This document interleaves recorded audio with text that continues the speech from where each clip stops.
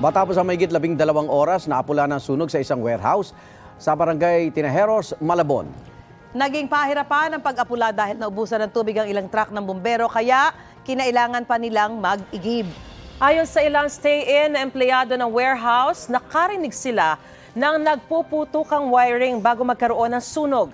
Live mula sa Malabon, may unang balita si James Agustin. James, kumusta na ang sitwasyon ngayon dyan? Igan, Susan, Maris, alas 5:18 ngayong umaga nang tuluyan na mapula yung sunog na sumiklab kahapon pa sa isang warehouse dito sa barangay Tinajeros sa Malabon. Alas 11 na kagabi, makapal na usok pa rin ang nanggagaling sa nasusunog na warehouse sa barangay Tinajeros, Malabon. Ang mga bombero gumamit ng mga hagdan para maabot ang ikalawang palapag. Binasag ang mga salamin sa bintana para doon makapagbuga ng tubig.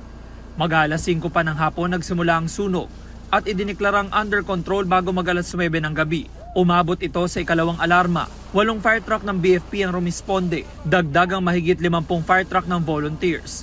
Ayon sa BFP, laman ng warehouse ang iba't ibang supplies na ginagamit sa dental services, kabilang ang dental chairs. Sobrang laki po ng apoy at nahirapan po yung mga bumbero natin na makapasok po dahil yung contained space niya, posibleng malagay po sa panganib yung mga bumbero po natin.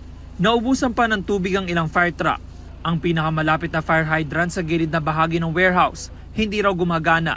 Ang ginawa po ng ating mga firefighter, nag-iigib na lang po talaga sa mga malalapit na hydrant po dito sa Tinajeros. Nakalabas naman ang 6 na stay-in na empleyado ng warehouse. Base po doon sa nauna po natin na-interview yung mga stay-in po, una po nilang nakita po yung apoy sa kayong usok sa kanang bahagi po ng building po ng warehouse po. Ayon po sa kanila, mga nagpuputokang mga wiring po ang kanilang narinig bago po magkaroon ng sunog.